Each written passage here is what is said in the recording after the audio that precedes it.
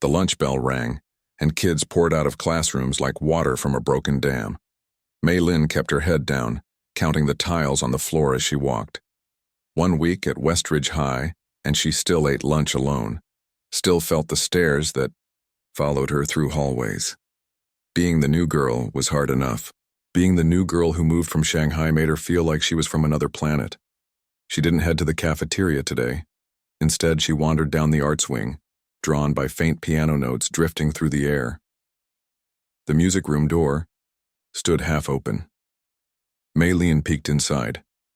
A boy with messy brown hair attacked the keys of an upright piano while his friends laughed and cheered him on. He was playing something that sounded like Heart and Soul, but hitting wrong notes every few seconds. His fingers moved clumsily like they were wearing invisible mittens. "You're terrible, Theo," one of his friends shouted, tossing a balled-up paper at his head. "Like you could do better," Theo shot back, grinning. Mei Lin lingered in the doorway, watching. The room was bigger than she expected, with chairs arranged in a semicircle and various instruments lining the walls. A glossy black grand piano sat in the corner, not dusty like the one at her aunt's house, but polished and proud. She didn't notice the teacher until the woman spoke right beside her. "Are you interested in music?" Mei Lin jumped. The woman had gray-streaked hair pulled into a bun and kind eyes behind purple glasses. A handmade wooden pendant hung from her neck, shaped like a music note. "Sorry," Mei Lin mumbled, backing away. "I was just listening." "No need to apologize. I'm Ms. Garcia, the music teacher." She extended her hand. When Mei Lin shook it, she noticed calluses on the teacher's fingertips, pianist's hands, just like her grandmother's. The thought sent a sharp pain through her chest. The bell rang again. The boy and his friends grabbed their backpacks, nudging each other as they filed past. Mei Lin pressed herself against the wall to let them pass, eyes fixed on her worn sneakers. "Do you play?" Ms. Garcia asked when they were gone. Mei Lin opened her mouth to say yes, then closed it. "Not anymore," she said finally. Ms. Garcia nodded as if this was a perfectly normal answer. "Well, you're welcome to come in. I have this room free until my next class." Mei Lin hesitated. She should go to her math class. She should walk away. She should forget about pianos and music and everything that reminded her of before. Instead, she stepped into the room.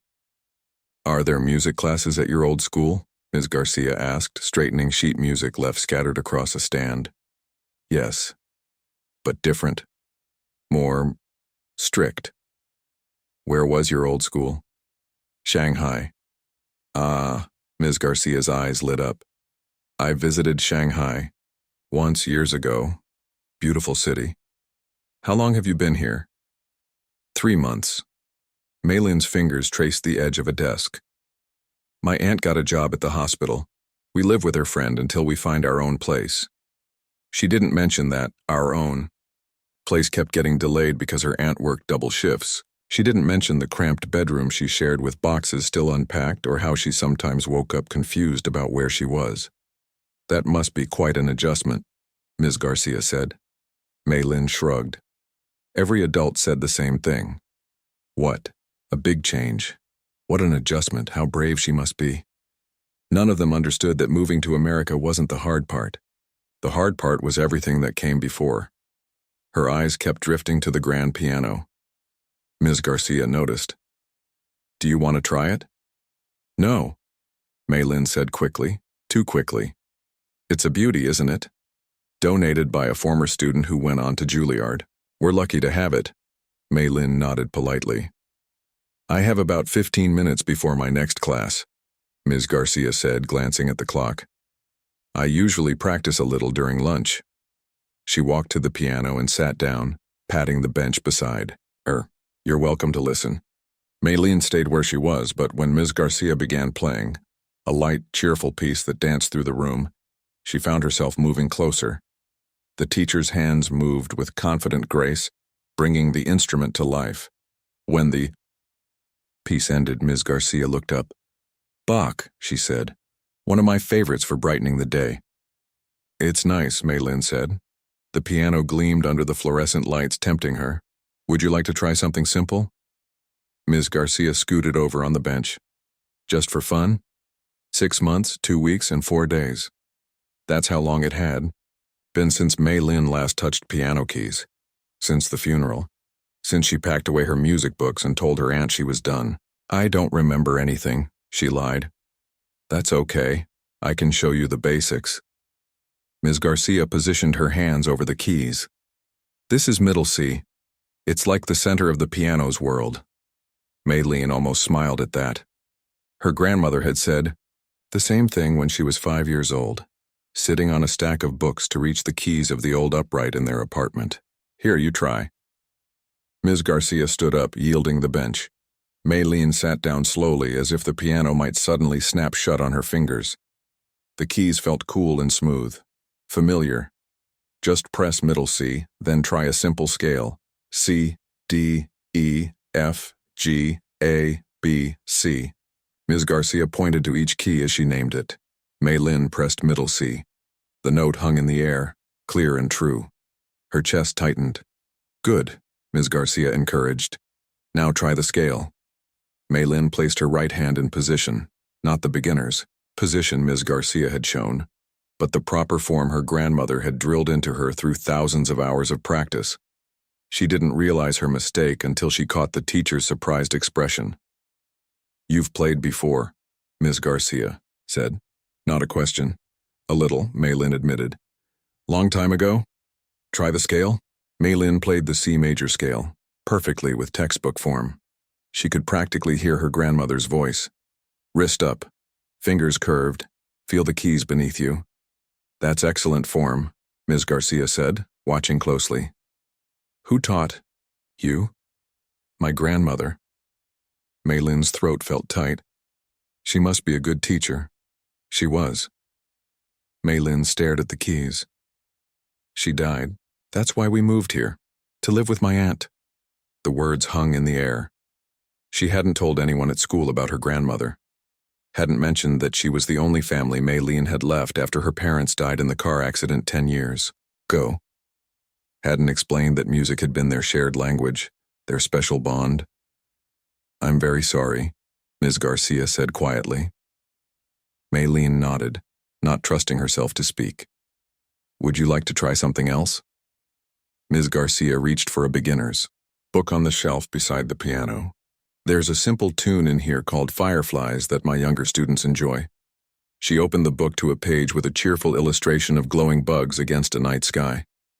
The music looked absurdly simple, whole notes and half notes marching across 5 lines.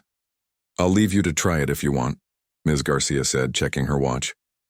I need to grab some copies for my next class. Take your time. When the teacher left, Mei Lin stared at the beginner's piece.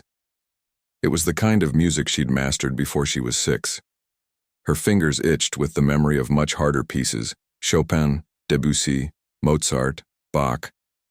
Pieces that had once flowed from her hands like water. She remembered her last competition in Shanghai, how the spotlight had felt too hot, too bright, how the whispers from the audience seemed to grow louder with each passing second she sat frozen at the piano, how she'd finally stood up and walked off stage without playing a single note. Her grandmother's face a mask of shock and disappointment. 2 weeks later, her grandmother had the stroke. Mei Lin closed the beginner's book. She should leave. She should go to class. She should. Her fingers touched the keys again, finding their home position without conscious thought. And before she could stop herself, she began to play. Not the simple Fireflies tune. Not a scale or exercise. But Chopin's Nocturne in E-flat major, the piece her grandmother had loved most. The piece they'd listened to together the night before she died. Mei Lin holding her grandmother's paralyzed hand as the music from the old CD player filled the hospital room. She started hesitantly, her fingers remembering the way through fog. But with each measure, each phrase, the fog began to lift. The music grew stronger, more confident. Mei Lin closed her eyes, letting her hands find their way home. She didn't notice when Ms. Garcia returned and stopped in the doorway, papers clutched to her chest. Didn't notice when 2 students passing by the music room paused to listen. didn't notice the tears sliding down her own cheeks as she played the final, gentle notes.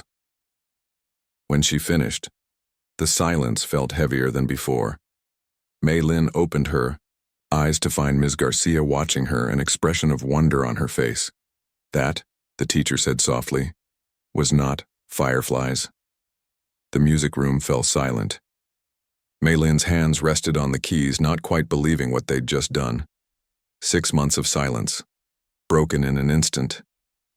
That was beautiful, Ms. Garcia said, approaching slowly as if afraid to startle her. Chopin's Nocturne, isn't it? Mei Lin nodded, wiping her cheeks with the back of her hand. You played a little? Ms. Garcia raised an eyebrow, her lips curving into a gentle smile. I'm sorry I lied, Mei Lin whispered. Don't be. Music is personal. Ms. Garcia sat beside her, on the bench. But I have to ask, where did you learn to play like that? The bell rang before Mei Lin could answer. Students began filling the hallway outside. I'm late for class, she said, gathering her backpack. Wait. Ms. Garcia scribbled on a notepad and handed her a hall pass. Come back tomorrow during lunch? We could talk more. Mei Lin hesitated, then took the pass. Maybe. As she hurried to math class, memories she'd kept locked away for months flooded back. The cramped apartment in Shanghai, the upright piano squeezed against the wall, the endless hours of practice while other kids played outside, and her grandmother, always her grandmother, sitting beside her, correcting, encouraging, pushing. Again, grandmother said, tapping the sheet music with her pencil. Your left hand is rushing. 9-year-old Mei Lin sighed but positioned her hands once more. Outside the window, children laughed in the courtyard below. She'd been practicing for 3 hours already and her fingers felt stiff. Mei Lin. Grandmother's voice softened. Do you know why we practice so much? Because you want me to win competitions, she mumbled. No. Grandmother turned Mei Lin's face toward her. We practice because music is a gift. Once you master it, no one can ever take it from you. Not poverty, not hardship, not even death. Grandmother would know. She'd grown up during hard times when playing Western music could get you in trouble. She'd hidden her love for Bach and Chopin, practicing on paper keyboards when real ones were destroyed. By the time she could play freely again, arthritis had begun to twist her fingers, so she poured her dreams into her granddaughter instead. One more time, Mei Lin said, straightening her back. I'll get it right. Grandmother smiled, the wrinkles around her eyes deepening. That's my little songbird. The math teacher's voice snapped Mei Lin back to the present. Ms. Chen, the answer to problem 6? Mei Lin stared at the equation on the board, her mind still echoing with Chopin. X equals 12? Correct. Please pay attention, she tried to focus on numbers and variables, but her fingers kept twitching, playing phantom keys on her desk. By the time school ended, she felt exhausted from fighting the memories. Her aunt was working late again, so Mei Lin walked home alone. The October air had a bite to it, different from Shanghai's autumn. Everything here felt different. The streets too wide, the sky too big, the language still clumsy on her tongue, despite years of English lessons. Their temporary home was a small house owned by her aunt's college friend, Dr. Patel. He was rarely home, always at the hospital with Mei Lin's aunt. They'd been kind to take her in after the funeral, but she still felt like a guest who'd stayed too long. The house was empty when she arrived. She made herself a sandwich and sat at the kitchen table, surrounded by unfamiliar silence. In Shanghai, their apartment building had been full of noise, neighbors cooking, children playing, street vendors calling out below. Here, the quiet pressed against her ears. Before she realized what she was doing, Mei Lin found herself in the spare room where Dr. Patel kept an old upright piano. He'd mentioned once that his daughter used to play before moving away for college. The piano was out of tune, some keys sticking when pressed, but it was a piano nonetheless. Mei Lin lifted the dusty cover. Her reflection stared back from the dark wood, a girl she barely recognized. In Shanghai, she'd worn her hair in a neat braid, Always pressed uniforms, always proper. Here she'd adopted loose hair and American clothes. Jeans, sneakers, oversized sweaters. As if a new look could make her a new person. Her hand hovered over the keys. Playing at school had been an accident. A moment of weakness. If she played now, it would be a choice to remember. Faster! Grandmother clapped her hands in time as 12-year-old Mei Lin raced through the piece. You need to build stamina. They'd been practicing for 5 hours straight. Mei Lin's shoulders ached. Outside, rain pattered against the windows. A soundtrack to her endless rehearsal. Can we stop soon, please? She hated the whine in her voice. The competition is in 2 weeks. The Lu girl practices 8 hours daily, Grandmother said. Do you want her to win again? The Lu girl. Always the Lu girl with her perfect technique and fancy dresses. 3 competitions in a row, she'd taken first place while Mei Lin got second. I don't care if she wins, Mei Lin muttered. What did you say? Grandmother rarely raised her voice, but her quiet disappointment cut deeper. Nothing. Mei Lin positioned her hands again. No. Grandmother closed the piano lid gently. Tell me what's bothering you. The words spilled out before Mei Lin could stop them. I hate competing. I hate playing the same pieces over and over until my fingers hurt. I hate... She stopped, horrified by what she'd almost said. I hate that this is all we have. After her parents died, music became everything. It was how Grandmother made money, teaching neighborhood children. It was how they connected, shared, communicated. It was the foundation their new life was built upon. Without music, what would be left between them? Grandmother sat beside her on the bench, her body frail but her posture still perfect. Did I ever tell you about the first time I heard Chopin? Mei Lin shook her head. I was your age. It was forbidden then, but my teacher risked everything to share Western music with us. When I heard the nocturne, I wept. Grandmother's eyes grew distant. Not because it was sad, but because it was so beautiful it made the ugliness around us disappear. She took Mei Lin's hands, examining the calluses forming on young fingertips.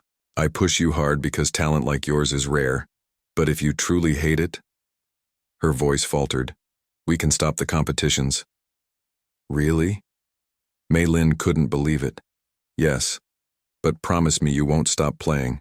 Play for yourself, if not for judges. That night, Mei Lin practiced voluntarily for the first time in years. She played the nocturne over and over, trying to hear what her grandmother had heard all those years ago. Beauty powerful enough to erase ugliness. The memory faded. As Mei Lin stared at the dusty piano in Dr. Patel's house, she'd broken that promise. After the disastrous final competition, after walking off stage after the stroke, she'd stopped playing completely. Her fingers pressed down on a key.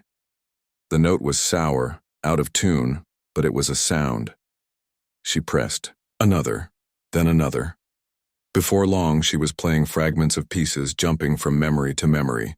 Mozart's sonata in C that she'd performed at her first competition. Bach's prelude that Grandmother used for warm-ups. Debussy's Clair de Lune that they'd played as a duet on her 13th birthday. She didn't hear the front door open. Didn't notice her aunt standing in the doorway, still in hospital scrubs, watching with wide eyes.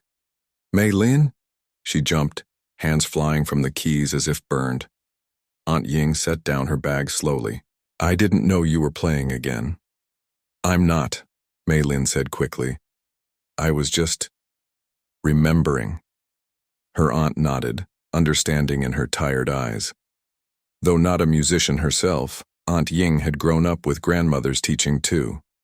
She knew what the piano represented. Your grandmother would be happy to hear you play. She'd be disappointed, Mei Lin whispered. I ruined everything. What happened at that competition wasn't your fault.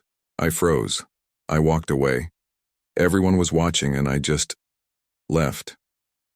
The shame still burned hot. 2 weeks later, she had the stroke. The doctor said stress was a factor. Mei Lin. Aunt Ying knelt beside the piano bench, her face serious. Your grandmother's stroke was not your fault. She had high blood pressure for years. She didn't take her medication regularly, you know this. But if I hadn't embarrassed her, stop. Aunt Ying took her hands. Your grandmother was proud of you. Even after the competition, she told me so herself. She did? This was news to Mei Lin. After the competition, they'd barely spoken about it. The silence between them had grown until it filled their apartment and then the hospital room. She said you had courage to walk away from something that no longer felt right, more courage than she ever had. Aunt Ying squeezed her hands. She was going to tell you to take a break from competitions.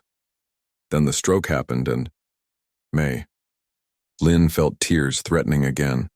I played today, at school. I didn't mean to, but there was a piano and this teacher was so kind and suddenly I was playing the nocturne. How did it feel? Like… Mei Lin searched for the words. Like I could breathe again, but also like it hurt to breathe. Aunt Ying nodded. Grief is like that. They sat in silence for a moment, the out-of-tune piano between them. Your teacher, Aunt Ying finally said. Did she say anything about your playing? She wants me to come back tomorrow. Are you going to? Mei Lin traced a pattern in the dust on the piano. For months she'd been a ghost drifting through her new life, present but not really there. Today, for a few minutes while playing Chopin, she'd felt solid again. Real. I think, she said slowly, grandmother would want me to. Mei Lin stood outside the music room the next day, lunch in one hand, courage failing with each passing second. Through the half-open door, she could hear Ms. Garcia playing something light and cheerful. Mozart, maybe. Her feet refused to move. Forward, you chicken? A voice asked beside her. Mei Lin jumped. The boy from yesterday, Theo, leaned against the wall, munching an apple. I'm not chicken, she said, frowning. Then why are you standing out here like the door might bite? He took another bite of his apple, watching her with curious eyes. I heard you play yesterday. When I came back for my jacket. You're really… good. Heat rose to her cheeks. Thanks. Like seriously good. Like way too good for this school good. Mei Lin stared at her shoes. Once compliments about her playing had been normal. Expected. Now they felt like they belonged to someone else. A girl she used to know. Ms. G's cool, Theo continued. She won't make you do anything you don't want to.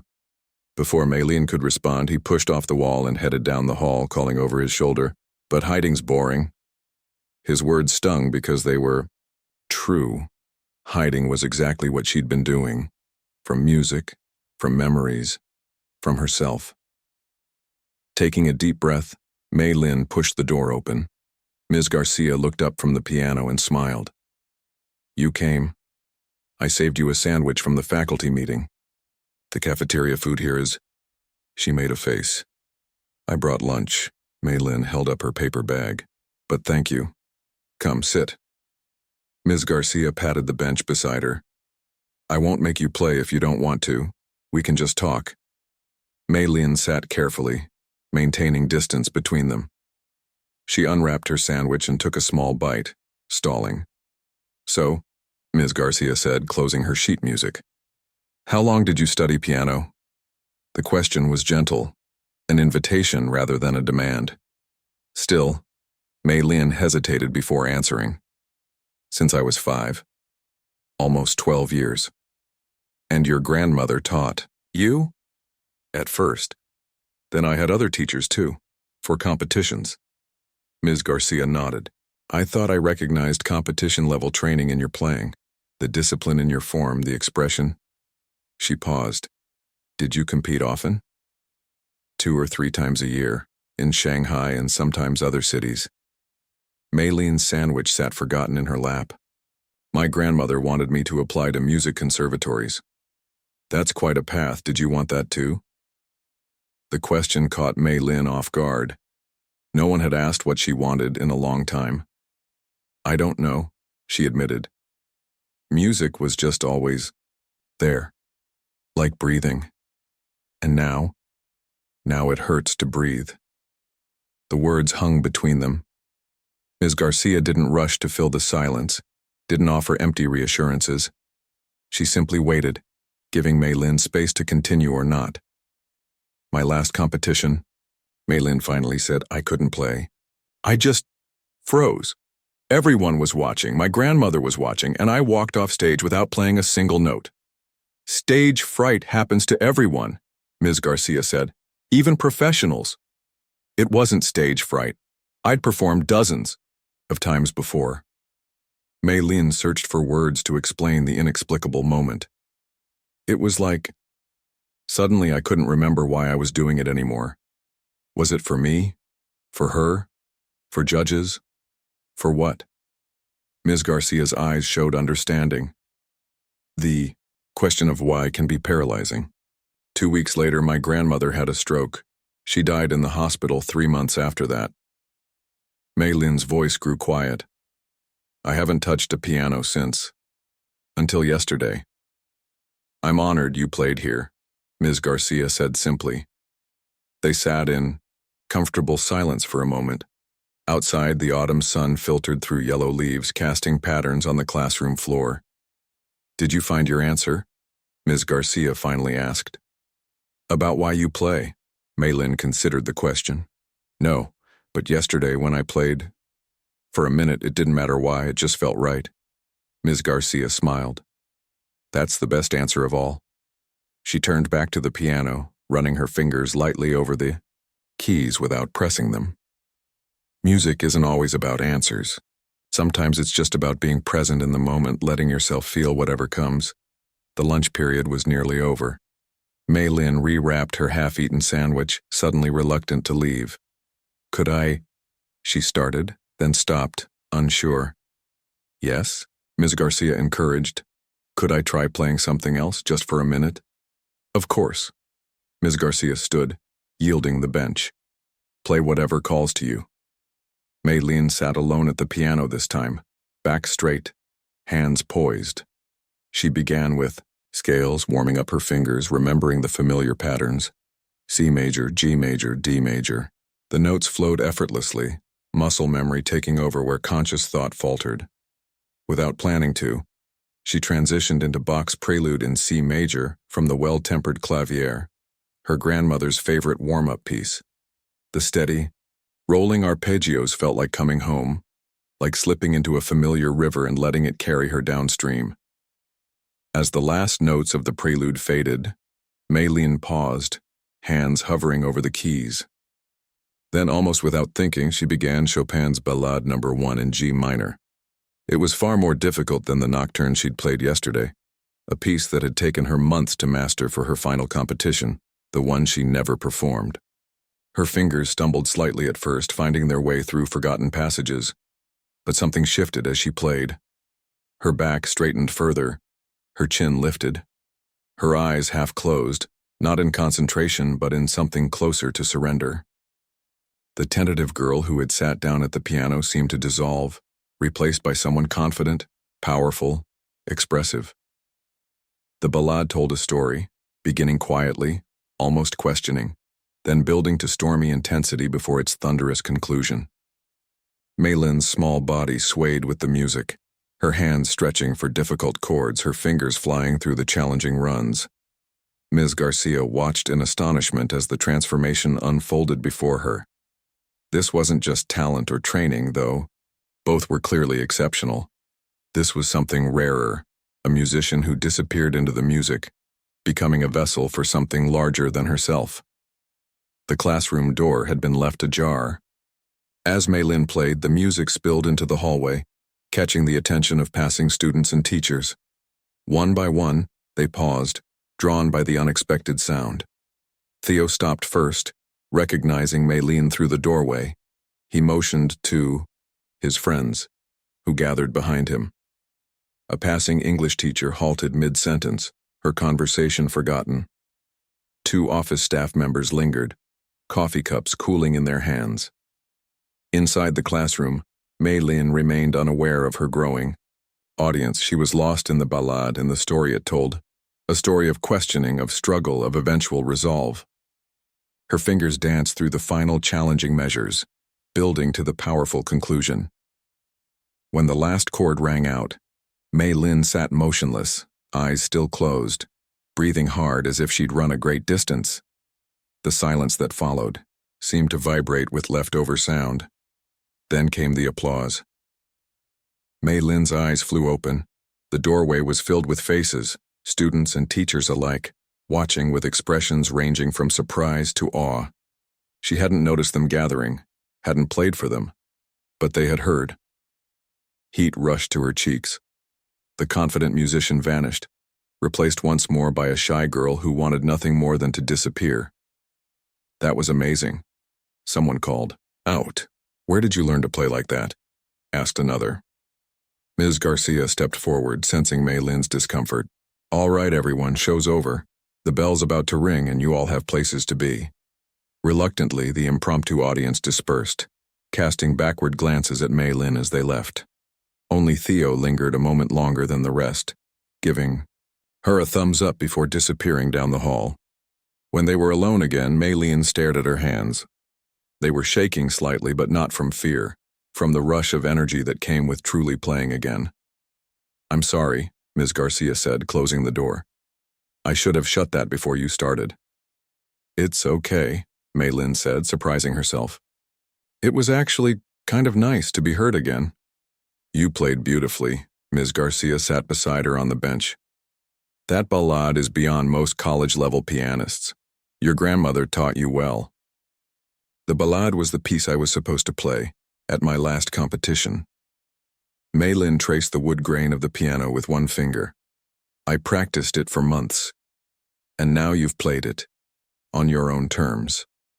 Mei Lin hadn't thought of it that way. In Shanghai, every performance had come with expectations from judges, teachers, her grandmother. Today she'd played for no one but herself. The bell rang, signaling the end of lunch period. "I should go," Mei Lin said, gathering her things. "Mei Lin." Ms. Garcia's voice was serious. "What you have is special, not just skill, though you have that in abundance, but something more. When you play, you transform. I've seen many talented students, but few who become the music the way you do." Mei Lin didn't know how to respond.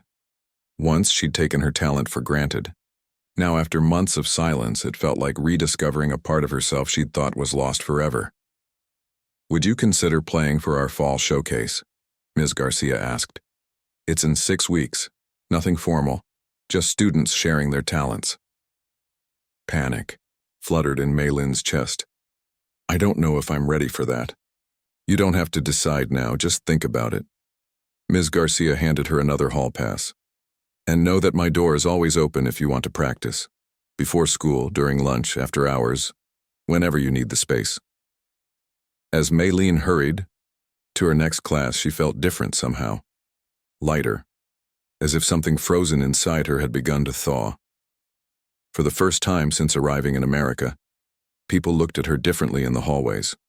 Not as the quiet new girl from China, but as someone with an identity, a story, a gift. "Hey, piano girl," Theo called, passing her between classes. "Save me a seat tomorrow at lunch. I want to hear more." Mei Lin smiled, despite herself. Maybe, just maybe, she was ready to be heard again. Word spread quickly through Westridge High. By the next morning, Mei Lin had become the piano girl. Students she'd never spoken to nodded at her in the hallways. Teachers smiled knowingly when she passed. Even the stern librarian asked if she might play something for the reading club sometime. It was strange being visible after months of trying to disappear. "You're famous now," Theo said, dropping his lunch tray across from hers in the cafeteria. Two of his friends joined him, looking at Mei Lin with open curiosity. "I'm not famous," she mumbled, picking at her food. "Are you kidding? The principal? Heard about you from like 5 different teachers." Theo took a bite of his sandwich. "He's already asked Ms. G if you'll play at graduation." "What?" Mei Lin's stomach tightened. "That's months away." "Exactly. Plenty of time to prepare your grand performance." He grinned, then noticed her panicked expression. "Hey, I'm just kidding. Mostly." One of his friends, a girl with curly hair and bright eyes, leaned forward. "I'm Zoe. I was outside the music room yesterday. You're seriously amazing. Thanks, Maylin said quietly. Do you take requests? Asked Theo's other friend, a boy with glasses who introduced himself as Danny. Because my mom loves that song from Titanic. Maylin couldn't help smiling. I don't really do requests. But you'll play something at lunch today, right? Theo asked. Ms. G said we could come listen. Maylin hesitated. Yesterday had been different. She hadn't known anyone was listening until it was over. The thought of playing with an audience watching made her palms sweat. I don't know, she said. I might be busy. Theo rolled his eyes. Doing what? Hiding in the bathroom? His directness should have been offensive, but something about his teasing tone made it easier to take. He wasn't impressed by her, wasn't in awe. He just thought she played well and should do it more. Fine, she said. But no requests, and no filming. Deal. Theo held out his hand to shake, as if they'd agreed on something monumental. By the time lunch period arrived, Maylin's nerves were tight as piano strings. She walked slowly to the music room, half hoping everyone would forget and not show up. No such luck. At least 15 students were already there, sitting in chairs that had been arranged in a semicircle around the grand piano. Ms. Garcia stood by the door, looking slightly apologetic. I hope this is okay, she said quietly as Maylin entered. Word got out and they really wanted to hear you play. Maylin nodded stiffly, not trusting her voice. This wasn't a formal recital or competition, she reminded herself. Just a lunch period. Just some kids eating sandwiches while she happened to play. Still, her hands trembled as she sat at the bench. Play whatever feels right, Ms. Garcia encouraged, closing the door to keep the noise contained. Maylin stared at the keys, mind suddenly blank. What should she play? The Chopin pieces were too personal, too raw. Bach might be too formal for this casual setting. Mozart, perhaps? Or Debussy? She glanced up and caught Theo's eye. He mimicked taking a deep breath, then gave her an encouraging nod. Turning back to the piano, Maylin closed her eyes and breathed deeply.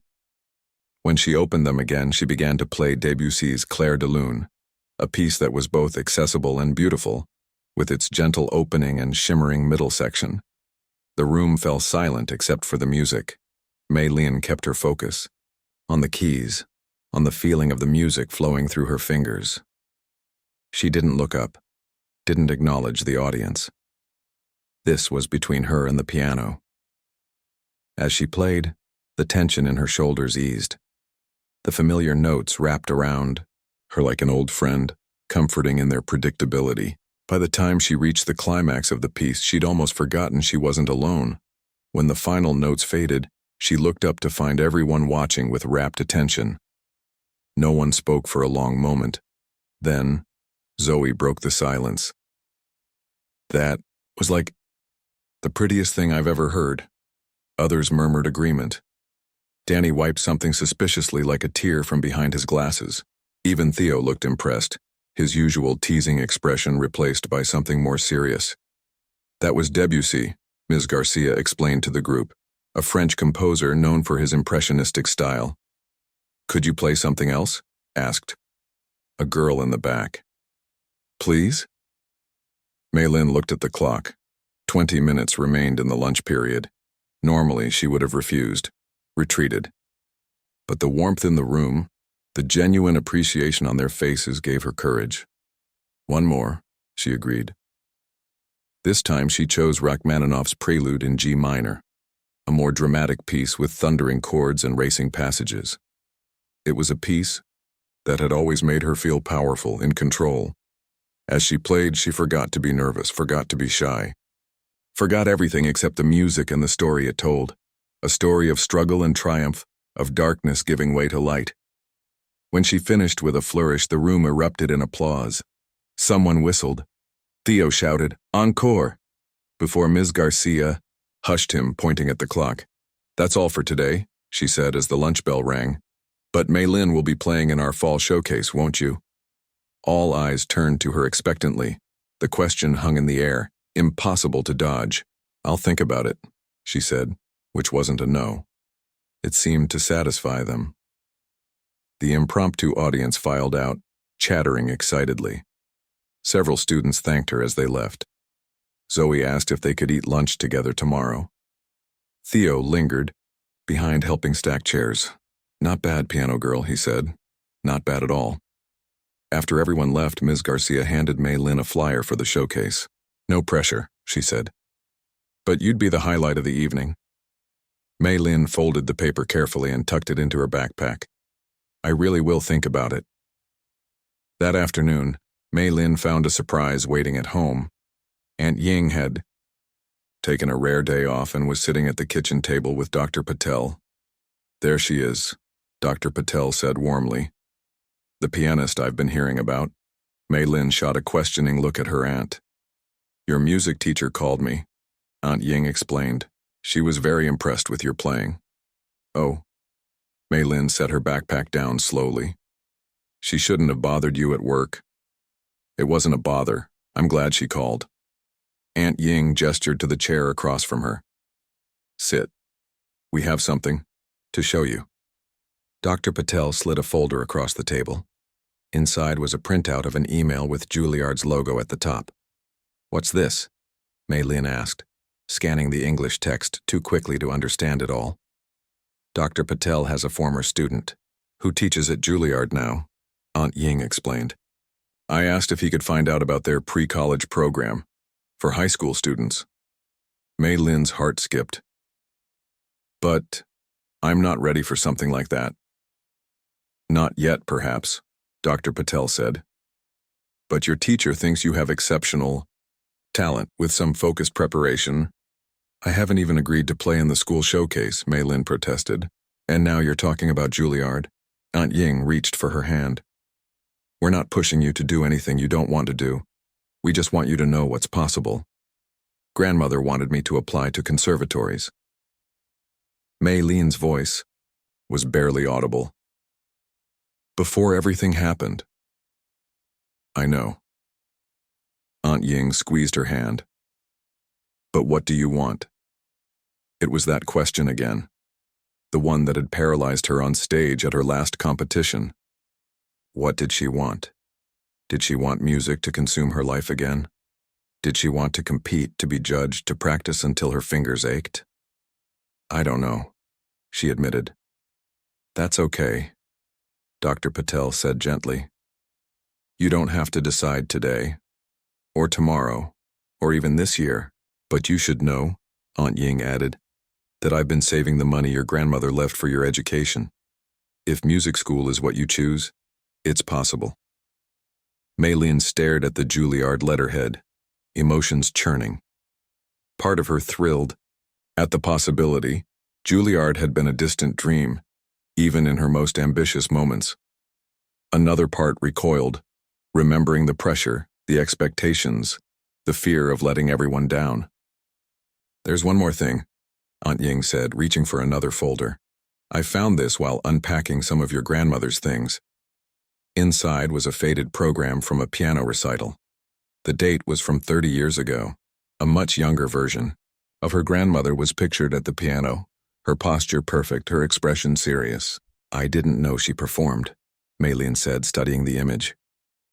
Her grandmother had always been the teacher, the guide, never the performer. "Only a few times," Aunt Ying explained. "She was too nervous to make a career of it. That's why teaching suited her better." "She was nervous?" This revelation stunned Mei Lin. Her grandmother had always seemed so confident, so certain, terribly so. Before every student recital, she'd be sick to her stomach. Aunt Ying smiled at the memory. But she loved music too much to abandon it completely, so she found another way to keep it in her life. "By teaching me," Mei Lin whispered. "By teaching many students, but yes, especially you." Aunt Ying turned the page in the program. "Look at what she played." Mei Lin scanned the repertoire list and felt her breath catch. There, printed in faded ink, Chopin's Ballade No. 1 in G minor, the very piece she'd played yesterday at school. "I didn't know," she said, tracing the words with her finger. "She never told me." She probably wanted you to make the piece your own without her history attached to it. Mei Lin sat back, mind reeling with this new understanding of her grandmother. Not just a stern teacher pushing for perfection, but a musician who had struggled with her own fears, who had found her own path when performing became too difficult. The showcase, she said suddenly. When is it exactly? Aunt Ying looked surprised. Your teacher mentioned November 15th. Why? I think, Mei Lin said slowly, I might want to play in it after all. For the first time since her grandmother's death, since moving to America, since becoming invisible, Mei Lin felt a spark of purpose, not because someone else expected it of her, but because she was beginning to understand what music meant to her family and to herself. Your grandmother would be proud, Dr. Patel said. Not because of a performance, Aunt Ying added quickly, but because you're finding your way back to something you love on your own terms. That night, Mei Lin took out her phone and did something she hadn't done in months. She made a playlist of piano music, not just the classical pieces she'd grown up with, but jazz, contemporary, even some film scores. She lay in bed listening, letting the music wash over her without expectation or judgment. Tomorrow, she decided, she would ask Ms. Garcia about the showcase. She would start practicing seriously again. Not 8 hours a day like before, but enough to honor the gift her grandmother had given her. The weeks leading up to the showcase flew by in a blur of classes, practice, and newfound friendships. Mei Lin spent every lunch period in the music room, sometimes playing for a small audience of students, sometimes practicing alone. After school, she'd rush home to the out-of-tune piano at Dr. Patel's house, working through pieces she might perform. Choosing what to play proved harder than she expected. Nothing felt quite right. What about the Chopin Ballade? Ms. Garcia suggested one afternoon. You play it beautifully. Mei Lin shook her head. It doesn't feel mine anymore. Since discovering her grandmother had played the same piece, it had taken on new meaning, a shared legacy rather than a personal statement. Then what speaks to you now? Ms. Garcia asked. What do you want to say with your music? The question followed Mei Lin home. What did she want to say? In Shanghai, her playing had been about precision, about winning, about making her grandmother proud. Now, without those pressures, why did she play? You're thinking too hard, Theo told her during lunch a week before the showcase. He'd become a regular presence in her life, his easygoing nature balancing her seriousness. Just pick something you enjoy playing. It's not that simple, she said, staring at the sheet music spread before her. This is my first performance since you walked off stage. He said it plainly, without judgment. That was the thing about Theo. He didn't tiptoe around difficult topics. Yes. So? This isn't some fancy competition. It's just a school showcase. He bit into an apple. Half the audience will be parents checking their phones. That doesn't help, Mei Lin said, but she smiled despite herself. Play something that makes you happy, Zoe suggested, joining them with her lunch tray. Something that reminds you why you love piano in the first place. Mei Lin considered this. What had made her fall in love with piano before competitions and expectations complicated everything? She closed her eyes, thinking back to her earliest memories of music. The answer came to her that night as she was falling asleep. The next morning, she rushed to tell Ms. Garcia her decision. 3 nights before the showcase, Mei Lin couldn't sleep. She tossed and turned, mind racing with worries. What if she froze again? What if she disappointed everyone? Ms. Garcia, her aunt, her new friends? What if she disappointed herself? Around midnight, she crept downstairs to the piano. In the dark living room, she played with only moonlight illuminating the keys, her fingers moving through the piece she'd chosen. The wrong notes on the out-of-tune piano jarred her ears. Can't sleep? Dr. Patel stood in the doorway in his bathrobe, a cup of tea in his hand. I'm sorry, Mei Lin whispered. Did I wake you? I was already up. Hospital schedules ruin normal. Sleep patterns. He sat in the armchair near the piano. Nervous about Friday? She nodded, hands resting silently on the keys. You know, he said, sipping his tea. When I was in medical school, I had to perform my first surgery. Just a simple procedure, removing an appendix. I'd practiced countless times on cadavers. I knew every step by heart. What happened? Maylene asked, sensing a story. I froze completely. Couldn't remember the first incision point. He chuckled at the memory. My supervising doctor had to talk me through it step by step like I was a first-year student. Were you embarrassed? Mortified. I considered quitting medicine altogether. He set down his cup. But then a wise professor told me something I never forgot. Fear means you care deeply about getting it right. The day you stop being afraid is the day you should worry. Maylin let his words sink in. So being scared is good? It means this matters to you, and things that matter are worth doing even imperfectly. As Dr. Patel headed back to bed, he paused at the door. That piece you're playing, it's lovely. Different from what I've heard you practice before. It's something new, she said. Well, actually, something very old. The night of the showcase arrived cold and clear, stars pricking the November sky. Westridge High's auditorium buzzed with parents, teachers, and students. Backstage, performers adjusted instruments, rehearsed lines, or paced nervously. Maylin sat quietly in a corner, wearing a simple blue dress her aunt had bought for the occasion. Around her neck hung her grandmother's jade pendant, a piece she'd worn for every competition, but had put away after the disastrous final one. Aunt Ying had brought it to her that morning. For luck, she'd said, fastening it around Maylin's neck, though you don't need it. Now, as Maylin waited for her turn, she touched the smooth stone, drawing comfort from its familiar weight. Ms. Garcia stopped by, clipboard in hand. You're after the jazz band. About 15 minutes. How are you feeling? Terrified, Maylin admitted. Good. Ms. Garcia smiled. That means you're ready. The minutes ticked by.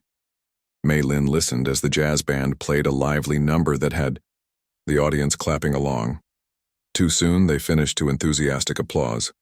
Stagehands moved their equipment, rolling the grand piano to center stage. You're up, the student stage manager whispered. Maylin's legs felt wooden as she walked onto the stage.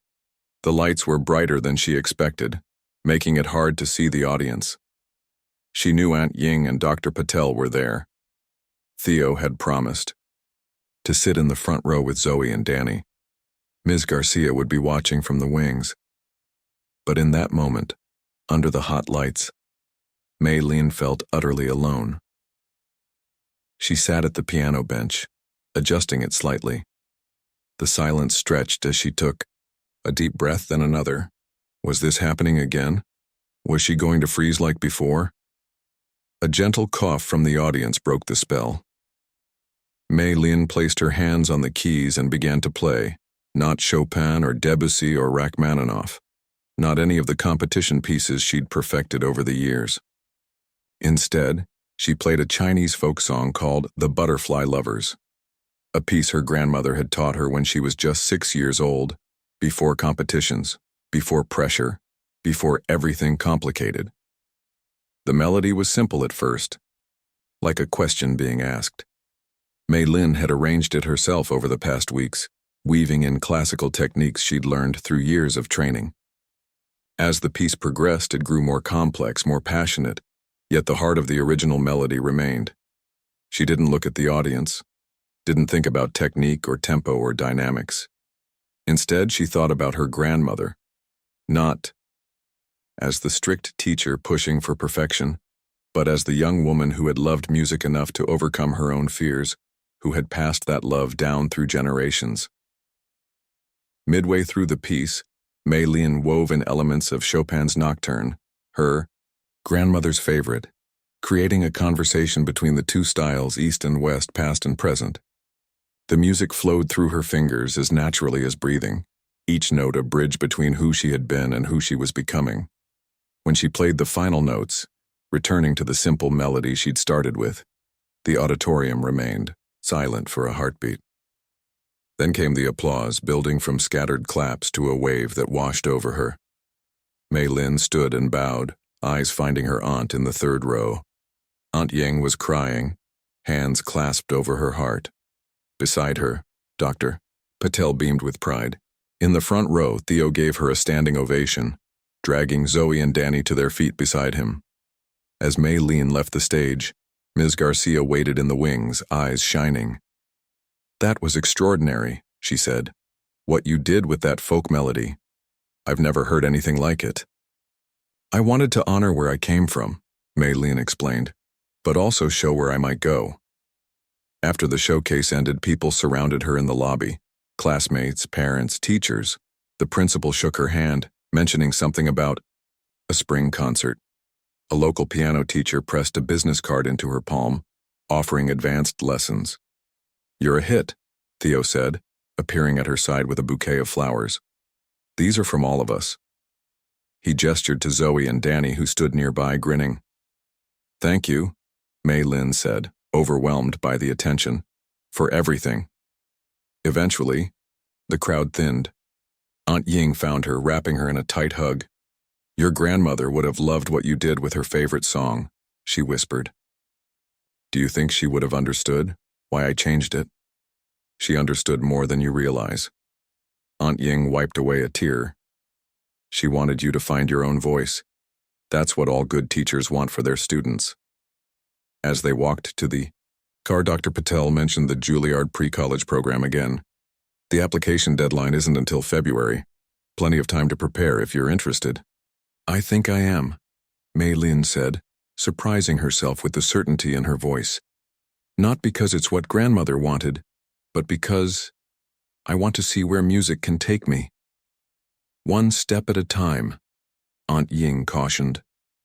"Let's celebrate tonight's success first." That night, long after everyone had gone to bed, Mei Lin sat at the out-of-tune piano in the dark living room.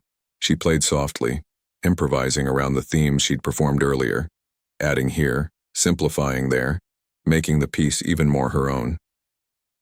For the first time since her grandmother's death, music felt like a conversation rather than a monologue.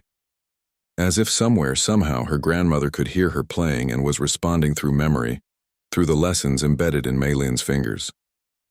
"I miss you," she whispered to the empty room. "But I think I understand now why music mattered so much to you. It wasn't about being perfect. It was about being heard." A month later, Ms. Garcia helped her record audition pieces for summer music programs.